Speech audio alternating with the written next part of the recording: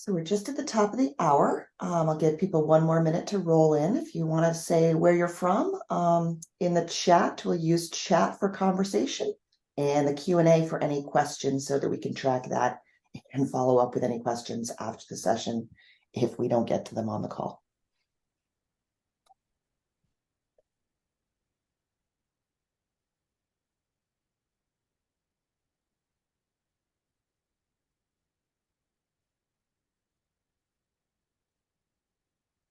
I guess I can't complain about the cold if we've got people calling in from Minnesota.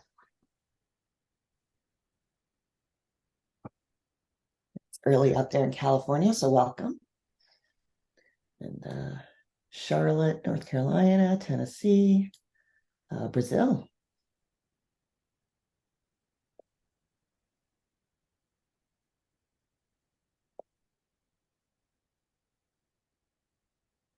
I've always wanted to go to Portugal.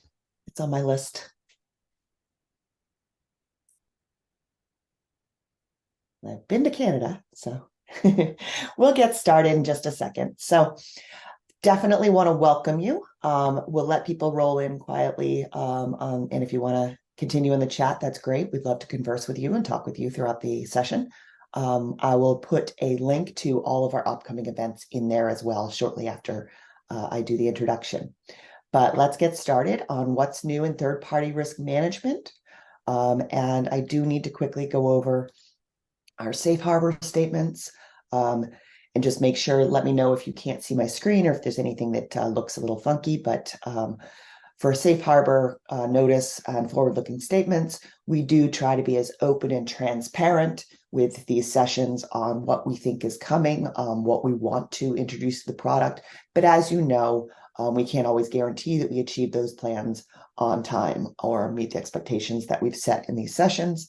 So please just understand that things could change in new products or features as we introduce them. You're joining us for a live on ServiceNow event series. Today's session is part of this curated series where we connect with you on ServiceNow experts and peers so you can help deploy your products better and achieve value faster. We want you to join us for as many webinars and meetups as possible so you can scan the schedule with a QR code, or as I said, I'll put a link to the current GRC blog post, which gives you past events, which you can see things on demand or sign up for future events. So definitely check that out once I put that in the chat. A couple of I'll introduce folks and then I'll go through the housekeeping. Stephanie Greer is joining us today. She's the Senior Product Marketing Manager for Third-Party Risk Management. She and her team are responsible for bringing together the roadmap and projecting out and delivering on all of the great features and functionality that you see coming in TPRM. From the transition to VRM to TPRM, Stephanie has been leading this march to really broaden the product and our scope and what we can deliver to customers. And I'm really excited every time we have her on because she's got a wealth of knowledge from having history at a variety of competitors and being in the space for a great deal of time. So definitely rely on Stephanie, ask questions, and make sure that you're using her time wisely because she's very busy, but she does try to make as much time for customers as possible. And these sessions are great for getting some of your questions answered. So welcome, Stephanie.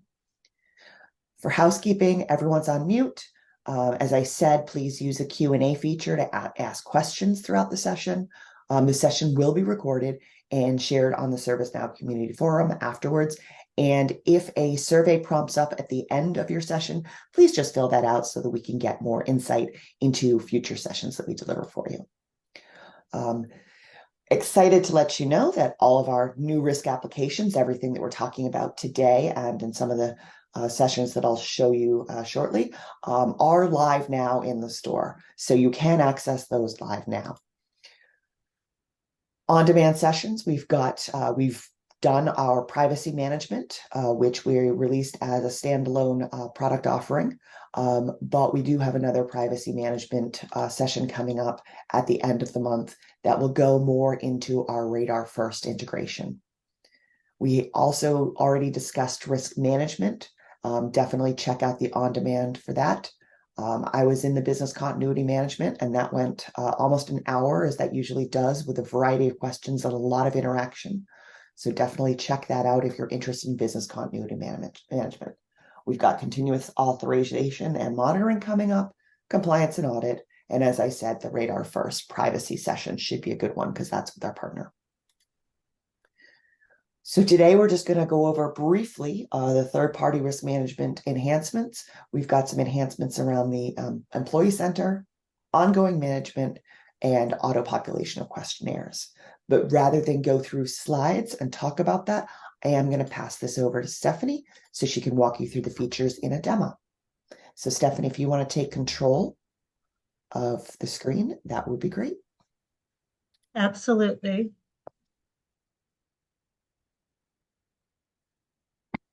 One second. I share my screen.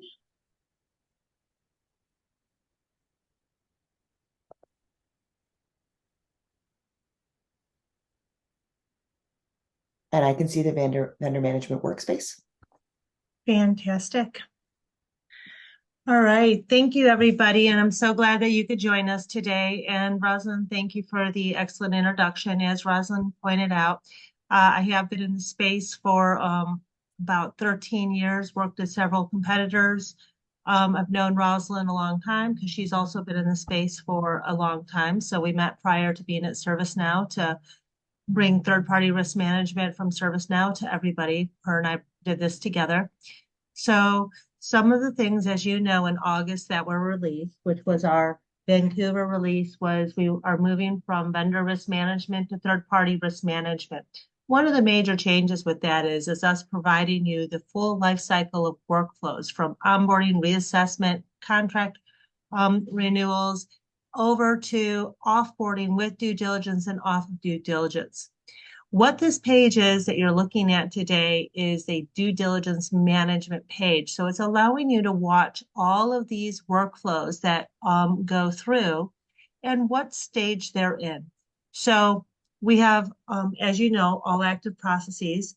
I'm going on the assumption that most of you have seen third-party risk management, but there are probably some of you on this call that have not. So I am going to re-explain some things that we talked about in August just to ensure that everybody knows where we're at. So all active processes, these are all of the workflows that are sent out. So we have the third party and the engagement. Everything is engagement driven within third party risk management, working on the assumption that most cases companies have a reason to do business. So the way that we define engagements within third-party risk management at ServiceNow is an engagement is a product, it is the service provided, or it is the reason that you are engaging. And there should always be a reason in which you are engaging with the third party, even if it is just to assess them for a preferred vendor list. Then the reason you're engaging with them is that you're assessing them to be on the vendor, the preferred list. So the engagement should be the name of the reason that you're doing business with them. And then that will drive the type of due diligence that you will do against this third-party engagement. So the first part in this process is the new requests. Now, this is something that we have driven from the employee center. So when you go to the employee center, we can go ahead and we can do our new requests from the employee center. And when you do that, it will come in to your surveys, and you'll now have the ability to get to this from the employee center to request to do third party, to request to add a new third party engagement. So the new requests will come into this card right here, in which your third party manager can see how many new requests that you have. Now, before we had the new requests just being in the all active processes. So within this new release, we've added this card here for new requests. Once you approve the new request, it will go into the IRQ process, which will send out a questionnaire to the employee center, to the appropriate person that has the business knowledge of that engagement to complete the IRQ, which will be a set of questions. In the February release, the IRQ allows you to send out questions based on the answers of individual questions, then you can send out additional questionnaires to your third-party responders. Another new feature that we have in February is that we do have a tier that will be updated. So you can set up your scoring in the IRQ, and you can set up a tier whether or not it's high, medium, or low. And with business rules, you can define whether or not you want to send out them if they're high, medium, or low.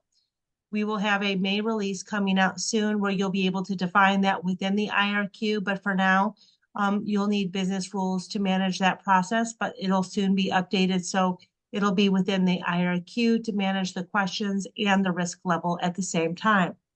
Once the questionnaires are completed by the responder in the employee center, then you can look at the questionnaires that are automatically going to go to your third parties or to your engagements, and you can take out some of those questionnaires if you'd like. So if I open up one of these onboarding questionnaires, you're going to be able to see that you'll be able to assign questionnaires. So first off, this is the inherent risk assessment that was sent out for the onboarding.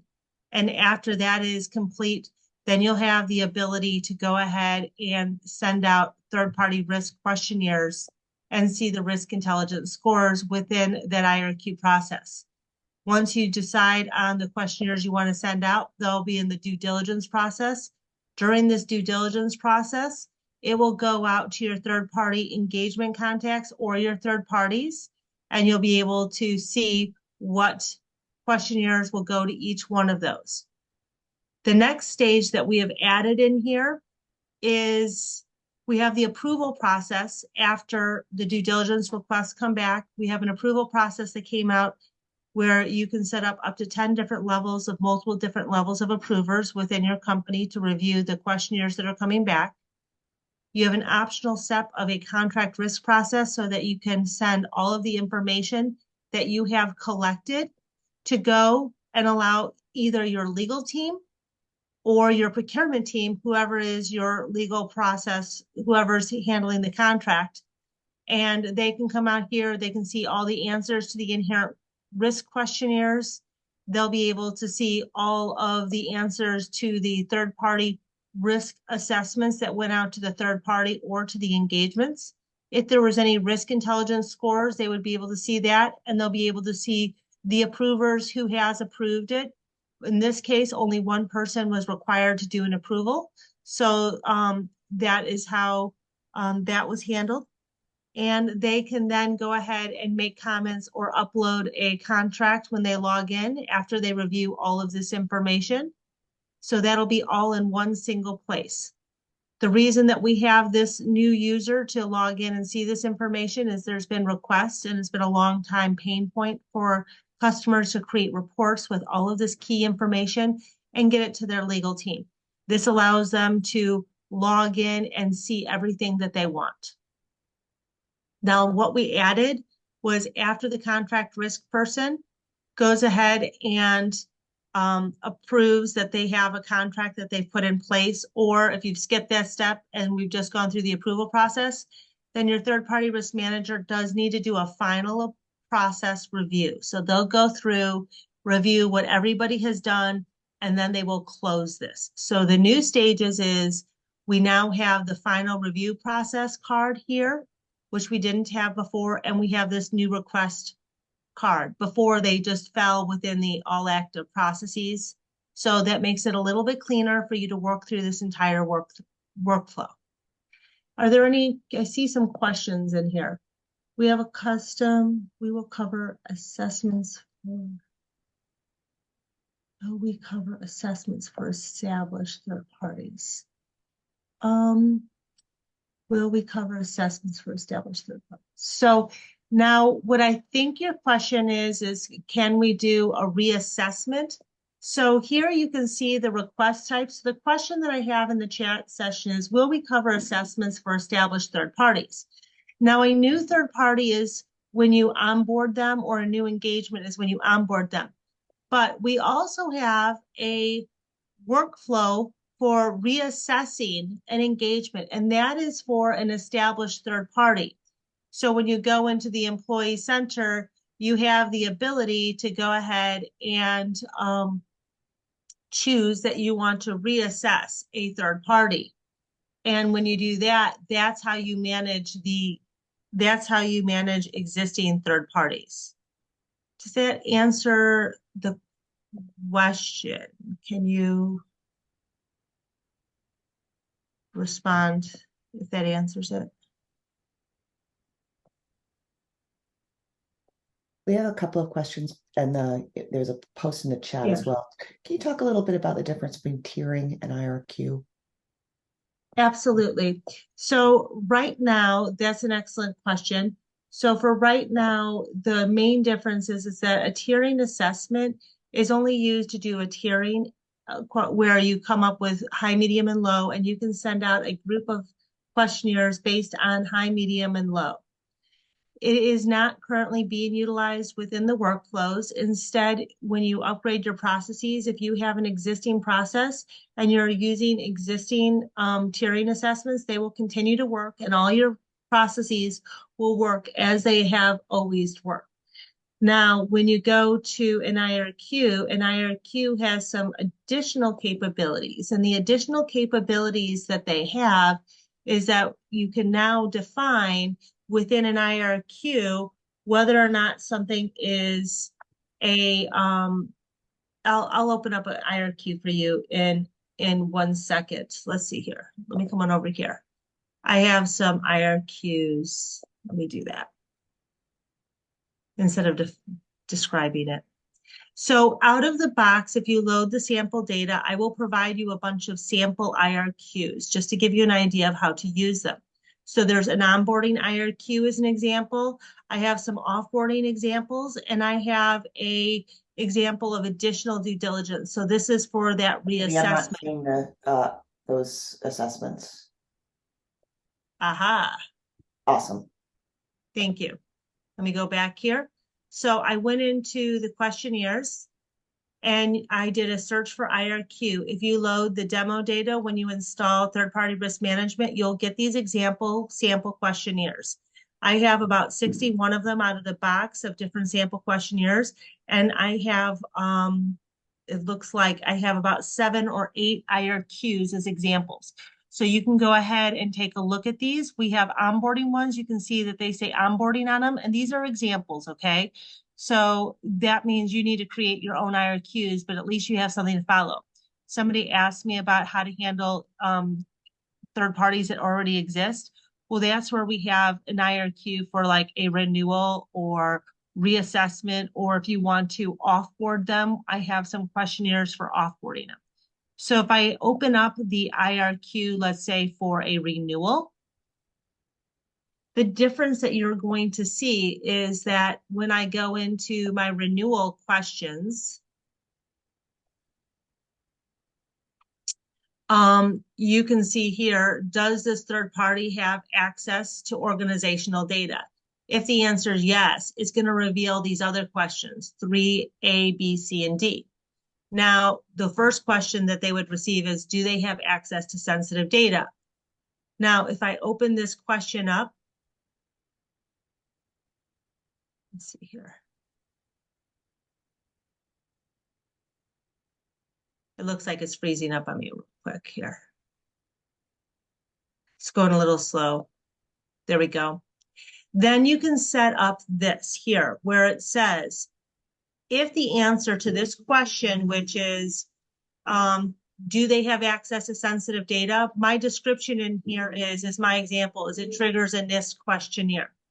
So I come down here and I can say NIST sample questionnaire. If the answer is yes, send it to the third party. Let's say that we wanted to do something like, say, their answer is no. I could choose a different questionnaire. Maybe if they said no, I want to send it to a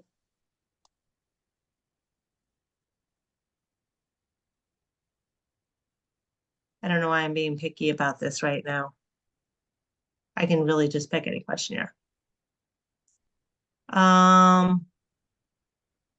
let's say I want to send them, that wouldn't make any sense, but I'm going to just choose it for my example. I would send them my OSHA questionnaire and maybe I want to send it to the engagement if the answer is no. Okay.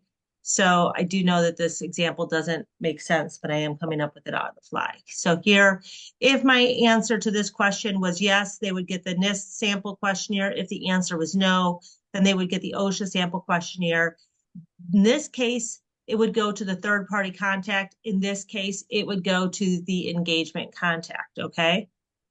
I'm not going to save this example because it would never want to, it wouldn't be between those questionnaires. I can pull up another questionnaire to give you a more reasonable example real quick here. So let's say I open up the EU onboarding IRQ questions. You're going to see that the difference between the IRQ for the EU, if I open this up, and the US one, is that my questions might be very, very similar, but I may send out different questionnaires to European customers than I would to for US customers. So in this case, the IRQ question is, does this third party have access to organizational data?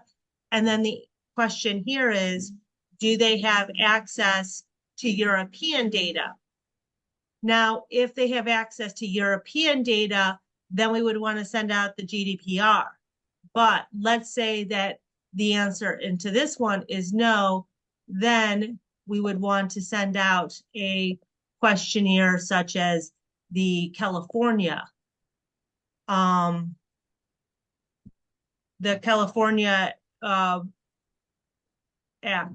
So let me see if I can get that real quick.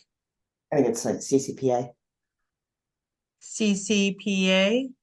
Sorry, the CPRA. Sorry. Right. Sorry. Yep. I knew I have it in here. So now this example makes a little bit more sense. So, all right. The reason I wanted to interject in that, I wanted to make a comment. All of these questionnaires are sample questionnaires. Correct. So Stephanie's team has done, primarily Stephanie, has put in a ton of examples and samples that you can draw from. We'd always recommend that you go through those questionnaires, look at the questions, make sure they're appropriate for your audience, and or review those with your legal team to ensure that that's written in the way that your customers would understand it and that it would be binding for your organization. So just wanted to put that caveat out there. There's a whole host of different variety, different for countries, different for regions, different for types of organizations, but definitely make sure that you're reviewing those questionnaires because we can't be legal authorities.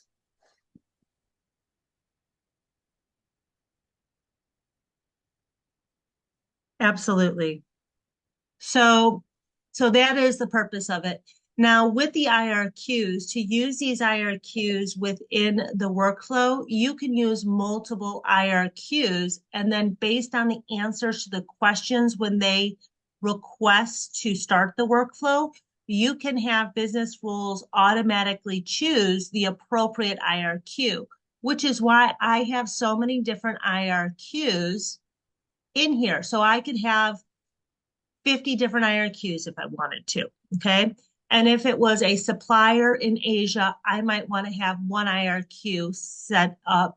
If it was a supplier in Europe, I might want to have another IRQ set up.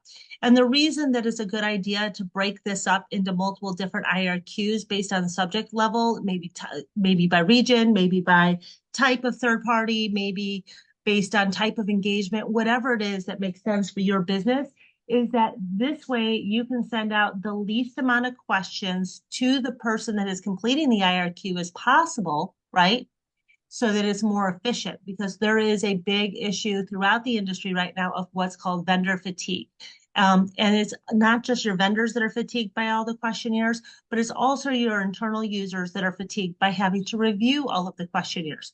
So if you do the upfront work and planning of the different types of scenarios that you could have and the types of questionnaires, and then just send out the least amount of questionnaires as possible, then this is going to help you manage that process of people being able to answer fewer questions. So the onboarding for the EU, the difference between that one and I have a generic onboarding IRQ is that if I look at my questions in my generic one, which was really more focused based on the US, is that I did not, I might have the California question in here where I didn't have that for the one that was just dealing with Europe, right? So do they have access to California customer data, right? And then that automatically sent out my CCPA, where the European one sent out my GDPR. So currently, the way the IRQ works is somebody answers these questions, and if they answer yes or no to the questions, then it will trigger out the appropriate questionnaires. Now, you can also set up the tier, and with a business rule, maybe you only want to send out the appropriate questionnaires if they're high, medium, or medium. That is something that can be set up. Now, the difference will be coming in May is that when we're going to have this set up, a new feature that will come out soon is that I'll let you define the level instead of just yes, no. I'll also allow you to set up if the tier is high, medium, or low, and the answer is yes, then send out the questionnaire, and then you can put in multiple logic within here. So that will be coming very shortly in the next May release. So that is how we use the IRQs. Now, another new feature that we have is that we have the ability to pre-populate questionnaires. So this is a questionnaire template for my PSTD2 payments. Now, remember, all my questionnaires, like Rosalind brought up, are sample questionnaires. So that means that these are samples for you to review, but it doesn't mean that you should use these questions to run your program. You definitely need to review the questions, come up with your own questions, and have legal review them. So the new capability is include previous responses. So that means is if this was sent out last year, when you resend it out, it will automatically bring in the responses from the previous year for the third-party vendor to start with their existing responses from the year before for them to review and make changes. They will receive a message when they receive this questionnaire that says, these have been pre-populated from previous results, okay? So this is an example of the questions that have been sent out, okay? Like, does your organization provide payment services to customers and things like that? If there was any answers, these will be sent out to the appropriate third party just to kind of give them a starting point. And the whole point of this is to help alleviate some of that vendor fatigue that we're seeing in the market today, okay? I wanted to bring up one other thing with the IRQ, because you can see here that we have a third-party risk area of compliance risk. We in the future will be changing this to risk domain. A risk area and risk domain and third-party risk management is the same thing, but I'm slowly going to change some of the terms to some of the things that are more commonly or more standardized in the industry, because there are a lot of different names for the same thing. So let's go ahead and go in here. And let's say I want to open up this Singapore onboarding questionnaire. You can see the third-party risk area is set to default. If I take a copy of this, per se,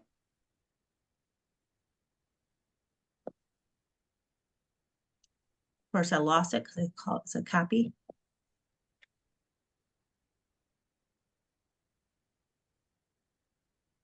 So now I have this copy of this IRQ, so I can make changes to this, okay?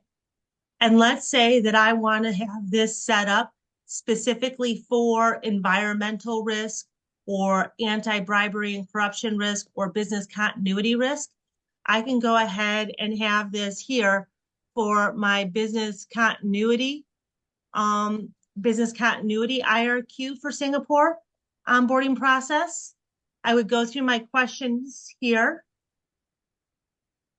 And then I would probably want to delete all of my questions that don't have anything to do with business continuity, right? And then make sure the person that has, that receives this IRQ is the one that is responsible for business continuity. And this way you can send out multiple different IRQs and you can do it based on the risk area, okay?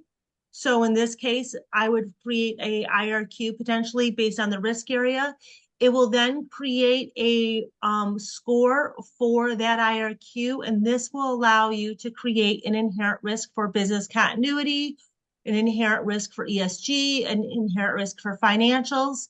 It will then, if you sent out 5 different IRQs per se, with different questions specifically for each one of these risk areas, your total IRQ score or your total inherent risk score will be an average of all of those, but this will allow you to break up the down to the risk domain area for inherent risk. And of course, those will trigger out the questions based on the answer of the questions within the IRQ.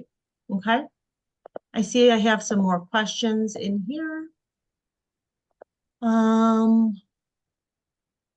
Chat. There's a lot of questions within here. I answered a few of them, but Did you? Okay, so that was, I think I hit a couple of questions in here. What is the difference between the IRQ and the, the tiering assessment? We will slowly make sure that everything that you have in the tiering assessment will also be in the IRQ so that you can leverage both that. And then at some time in the future as possible, we'll retire the tiering assessment. Probably in a year or two, we'll wait until everybody is upgraded, and then there'll be a real easy way to convert from a tiering assessment over to an IRQ.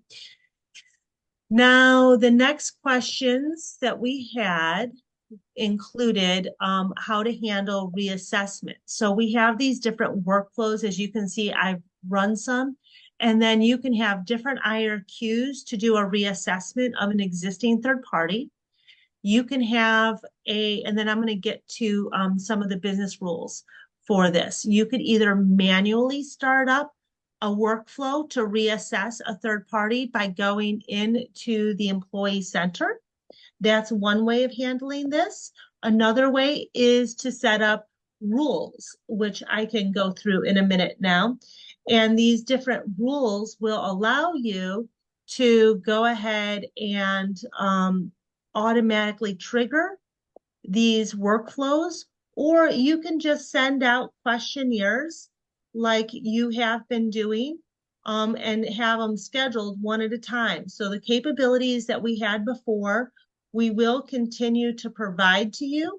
The question would be is whether or not you, want to continue with the processes that you had, or if you would like to adopt some of our new processes.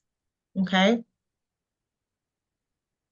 Okay, so let me kind of come over here. Now, if I go into my lists, you're going to see that I have 2 new things. I have something called event-driven management rules and event-driven management history.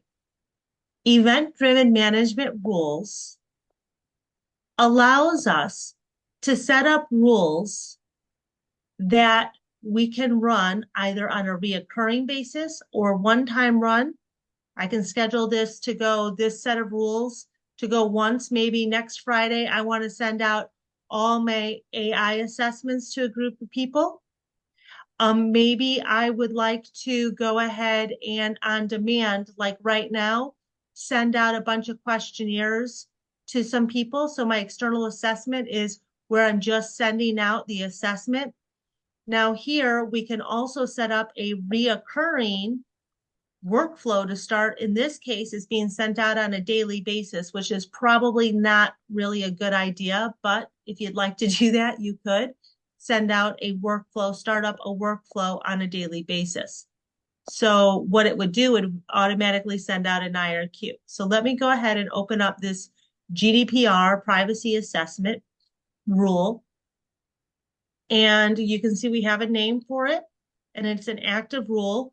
It is, the status is that it's ready to run. We have a business justification of why we are creating this rule.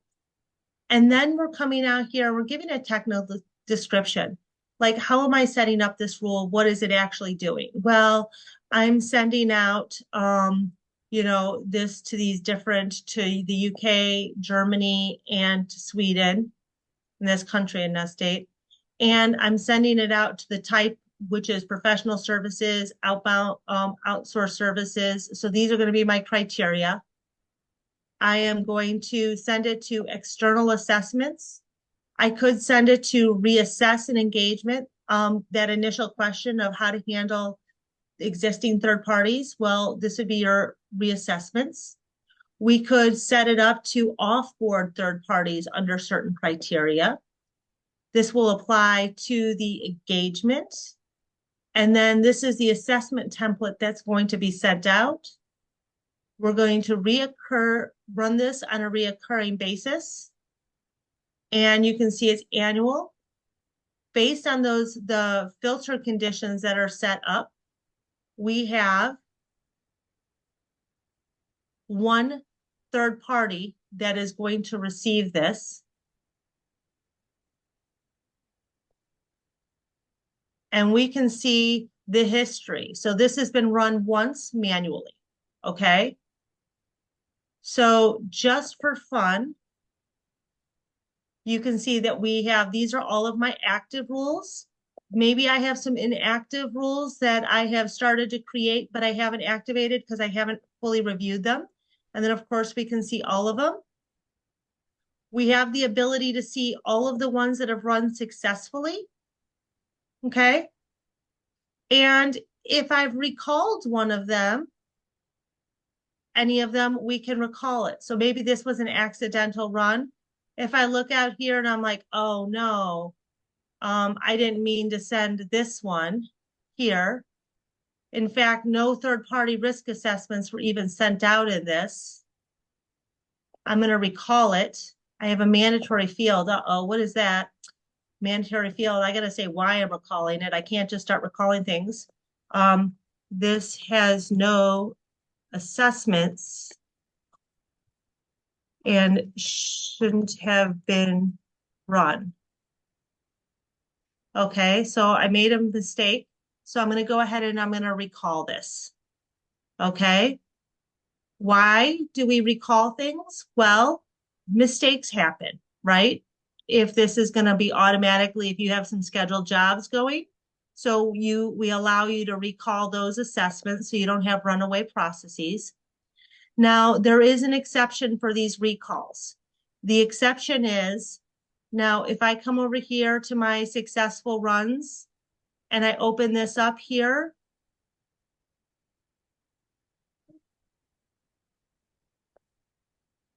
hold on. The wrong one. Here, so I said, I look at this one that was sent out, and there's 4 risk assessments that have been sent out. I sent it out to the third-party cloud MSP. I have an SAP, it's still in draft. Fault Line Energy, Vast. These are all the third parties that based on this run received assessments. If I tried to recall this now and Cloud MSP, you can see it was already submitted to the third party. If they've already completed these questionnaires, if I recall this, then it will get recalled for all of the ones except for the third party that actually already got those questionnaires and completed them. Because after we've got the third party involved, they've already created the questionnaires. At this point, 1, you've already gotten value. 2, you don't want to wipe out those answers, right? So we're going to keep the answers for the ones that are completed and only recall the ones that haven't been worked out on, just to cut down on that confusion. So this one would, or in that situation, would not be recalled. And that is a planned limitation of this so that we are not wiping out work that third parties have already done. Okay. So the way an active rule would be set up, a rule will be set up, is pretty easy. You just come out here, you say new, you give a justification, use the scope. Now we can send out just an external assessment. I can start up a workflow to reassess the engagement. So these are all the workflows where the external assessment is just when I'm going to just send one assessment. I have the choice to send it to my third-party contact or my engagement contact. I will choose the appropriate assessment. Here I have the new AI assessment, which we do have included in this. My run options is I could do it a reoccurring. So reoccurring, I can set it up to go ahead and send it out maybe quarterly, semi-annually, or annually. Then I can have a start date. Maybe I want to start this no sooner than next week. And then I have an end date. Maybe, we want to do this in, stop it in 10 years or whatever. Maybe 2062, because we'll all still be working on this in 2062, right? So set conditions. And then this is going to allow you to say, like, maybe I want it to be an annual spend of a certain amount. Maybe I want it to be in a country and then let's say contains, and then we can have, USA or US. I can do or statements in here. Maybe I want USA or is, I'm going to do this. I'm going to say is empty, and I'm going to set this. And then based on this filter condition, what it's doing is it's going out there and it's seeing how many results I have. So in my data, there are 15 different third parties that fit that criteria that I set up, okay? And these are all of those third parties. So before you set this rule up, you know how many you're impacting. The value of this is that you can set up these filter conditions, and let's say you have 10,000 third parties.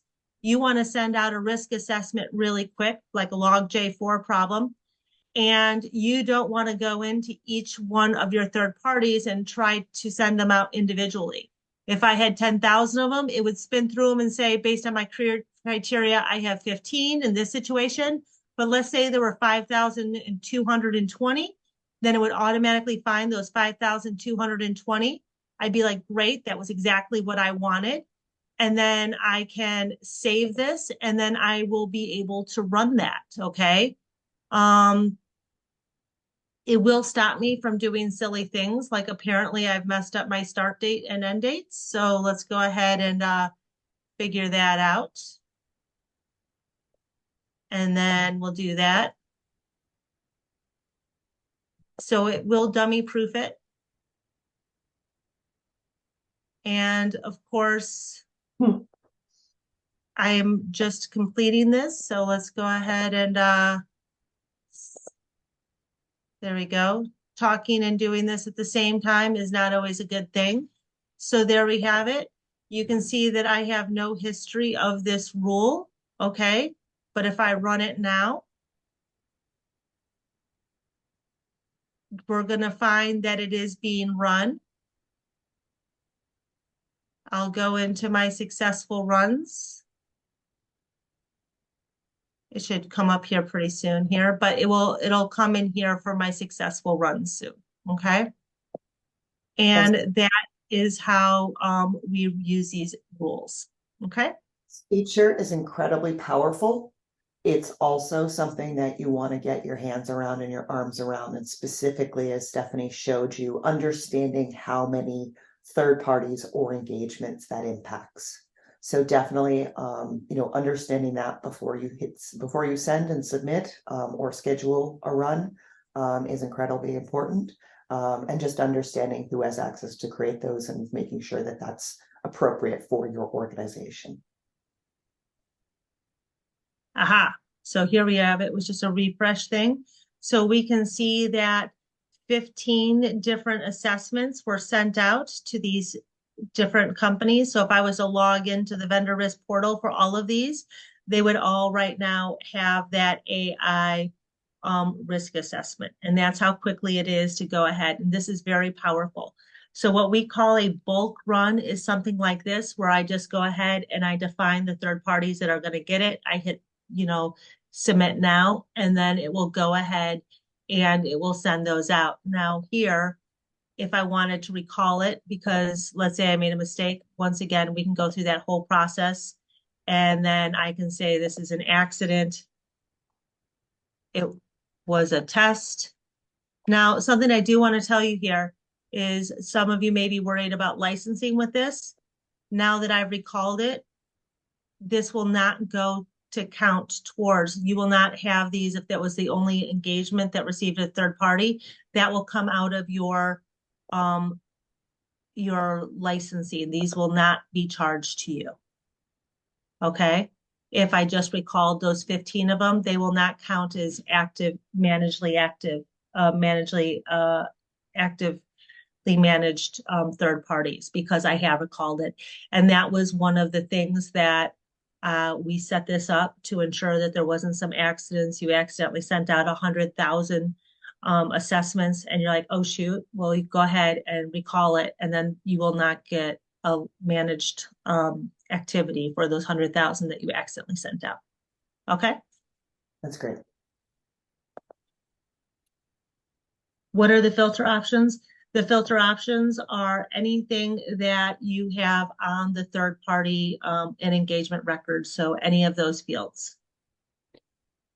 So in the Q&A section, we've got a few lingering questions, if you don't mind, if you can open that up, or do you need me to let you know what those questions are? You answered my questions for existing third parties. Oh, thank you, Jack. Where is tiering? Oh, that was from a half hour ago. I think we hit tiering.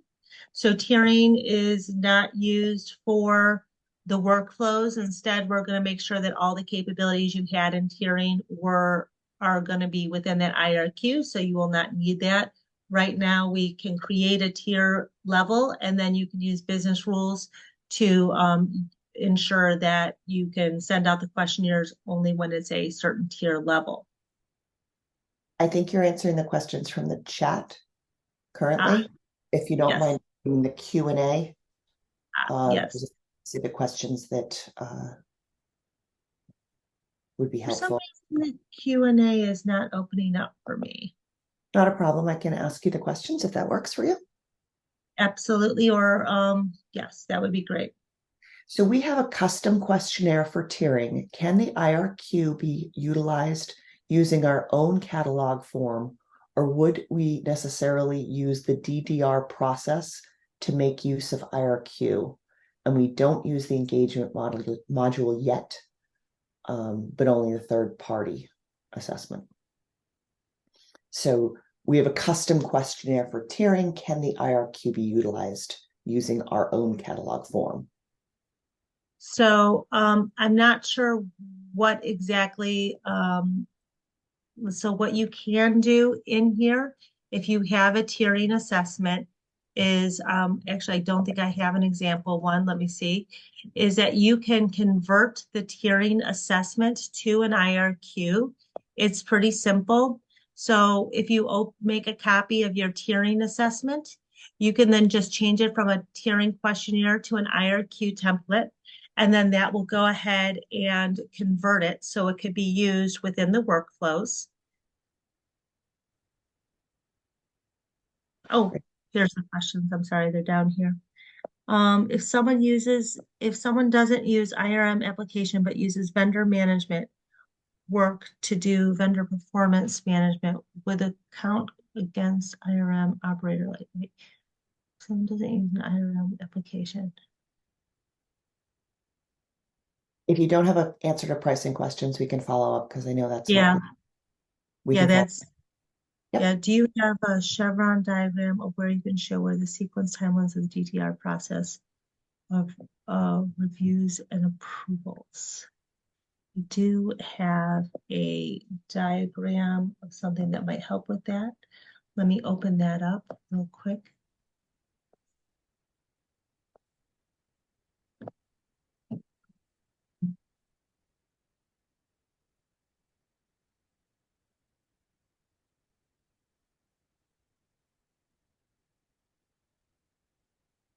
See, since I only have 10 minutes, it might take me a couple minutes to pull up the diagram. While you're pulling that up, can I ask you if do the IRQs support setting a third-party tier based on the answers like the tiering assessments do? As of February release, the answer is yes. In the February release, we support that, and you'll need business rules to go ahead and combine the two to combine utilizing that score to drive next steps. In May, we will have a minor release to allow you to define it within the IRQ. Okay, so that is definitely coming. Let's see if I can. An anonymous attendee asked, can you speak to the impact of moving from VRM to TPRM? So I can start with this in that Stephanie's team has made efforts to include everything that was in VRM into TPRM.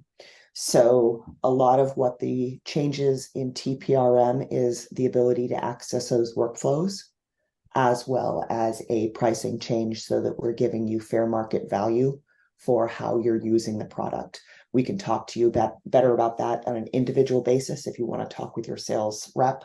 But the goal of moving to TPRM was to expand to a broader list of audiences. So not just vendors, but any type of third party you might be interacting with, enhancing around a lot of the IRQ capabilities that Stephanie has talked about, building in better workflows from end to end, from onboarding through all of the due diligence through to offboarding as well. So there's a lot of great capabilities. But if you talk about impact from moving from VRM to TPRM, Stephanie's team did a lot of redundancy work so that people who are moving from VRM maintain and retain what they had in VRM and then can move to TPRM and then leverage the capabilities. So I want to make sure that you understand the impact would be a lot less. It's not, we designed it specifically so there was less impact, if that makes sense. Yes, so that you should be able to upgrade.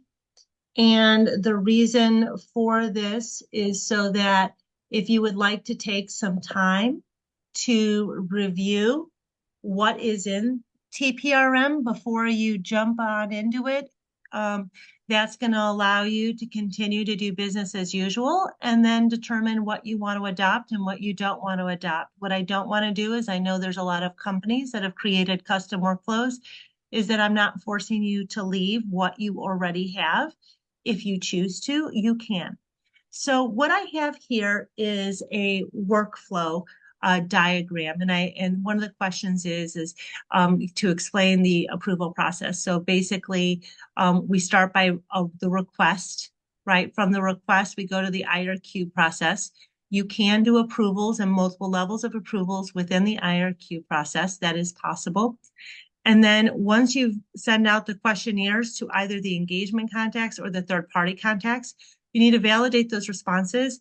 And then within the approval process, you can set up approvals using the ServiceNow platform approval capabilities, which we have built in here to set up to 10 different levels of approvals with multiple different users in there. They can be done concurrently, sequentially. You can have it where if one answers it, then the other doesn't have to. So you can handle committees. You can handle it just if, either of these two people's approvals is good enough. So all of that is supported here. If for some reason during the approval process you choose that you need to get another risk assessment completed by a third party, then you can add a new assessment to go to the third party or to the engagement, and you can send it here. Now, somebody which will allow that third party contact to complete the new risk assessment. Once they complete it, it will then come right back through to the approval process. Now, if your contract risk process person, your legal team is looking through all of the information that has been collected from the request through the approval process, and they feel that a new risk assessment needs to be sent out, they can put comments in there, send it back to the third-party manager. The third-party manager then can choose the appropriate questionnaire to have either the third-party contact or the engagement contact to complete, and then they will send it back here. so that that way we can kind of have this full loop going through here to get the appropriate information. Someone mentioned that they don't use the engagement model. You can send things out just at the third party level. Now, the importance and the value of the engagement model is that it's helping you keep like full history of what's happening with your third party. So for example, let's say you hired a company to do consulting for you. You're managing them at the third party level. Let's say you manage them at the engagement level. The engagement will allow you to put a description in there, call it consulting for project XYZ. That project ends in 6 months. You don't use that third party for 2 years. You go back to use them again and you want to do another consulting project with them 2 years later, but it isn't to manage your data. Instead, it's to manage your customer outbound call center or something like that, something completely different, even though it's consulting. You might need to have them do a different type of due diligence. So what you can do is that other engagement, you've retired it, you've inactivated it, you're no longer using it, but now you're re-engaging with them in a different way. And now you can see the different ways that you've engaged with them and why you're doing different risk assessments with them. And you can keep different notes on them that is appropriate for the type of product, service, or the reason that you engage with them that's appropriate for that. Because in many cases, when you do business with companies, you might need to do something that is completely different. And this allows you to have a better understanding of why one group in your company is using IBM, maybe to buy mainframes, and another group is using IBM to manage and outsource their data. They're very different, and it allows you to keep all the appropriate notes in with the appropriate activities. And it's a good way of structuring and maintaining, the reasons for doing things. And then as you stop engaging with them in that way, you can inactivate it. So I think we only have a couple more minutes to go. Currently, Roz, what are some of the top questions that are in here? Yeah, is due diligence the name of an assessment at any time? So tiering and risk assessments, due diligence is not a term limited to only the initial tiering. So The due diligence is what we're using for our workflows. So these are our due diligence workflows, and tiering assessments are not actually supported in the due diligence workflows. IRQs are, but the IRQs will have all the capabilities that the tiering assessments will have. awesome. We currently collect info on vendors' data type and some other data points in our VTA, which is quite difficult to report on. For example, how many vendors have access to PHI? Question is, where will the IRQ responses be stored so that they can improve their reporting capabilities? There's a table for the questionnaires that you can, in our documentation, it can give you the exact table in which the IRQs fields are being stored. Awesome. So if you want to include your email, Natasha, that would be great. And does TPRM integrate with PPM? What is PPM? I'm not sure. So if the anonymous attendee would like to answer that question, we can try and get that live, or if you want to send your email address, we'd be happy to follow up with you. So Stephanie, I know that was a lot of information. We are up against time. Out of respect for your time, I want to make sure that we're going to the end, but if there are questions following this, by all means, we're happy to always engage with customers and speak with customers at any point. So definitely follow up with us. I am Rosalind Morville at ServiceNow.com. So definitely, if there's someone I can put you in touch with, I'm happy to do so. So for key highlights, I think you went over the improved IRQ, you went over the user experience, ongoing due diligence management with the event rules and event-driven management. And of course, my favorite feature, obviously, is the bulk assessments. I know that the questionnaire prepopulation is something that a lot of customers are asking for, so thank you for including that. And as we continue to delve further and further into the AI realm and add features and functions to our products as well, the sample questionnaire is a great first step in delivering some of those capabilities, because I know that they're forefront of customers' minds today. So I think we went through a lot of the questions. And as I said, if there are additional questions, please feel free to put them in the Q&A. We can capture that and we will follow up. Thank you very much for your time today, Stephanie. Definitely continue to join us for future ServiceNow community webinars. We've got a great deal coming out in Washington across the entire risk portfolio. So make sure that you're coming and asking questions. The community is a great place as well to interact and get questions not only from Stephanie and her team, but also from a wide array of experts within our community. So make sure that you're utilizing that as much as possible. And as I said, new this year, this is a little bit of a dated timeline, but we have the blog post that I put in the chat at the beginning of the session is one of my colleagues put together a monthly chart. And so what that does is it not only gives you a view of what's coming up, but if you did miss a session, then you can start to access the on-demand sessions there. So check out that blog post. As I said, I put it in the chat early on. If you need follow-up on that, let me know. Otherwise, you can just search in a community where you will find this. So thank you so much, Stephanie, for your time. Thank you, everyone, for the breadth of questions. We really appreciate your interaction. And definitely feel free to follow up with us afterwards. And I will be taking content from the Q&A with email addresses and such and following up with people directly. So have a great day. And thanks again, Stephanie, for all you do.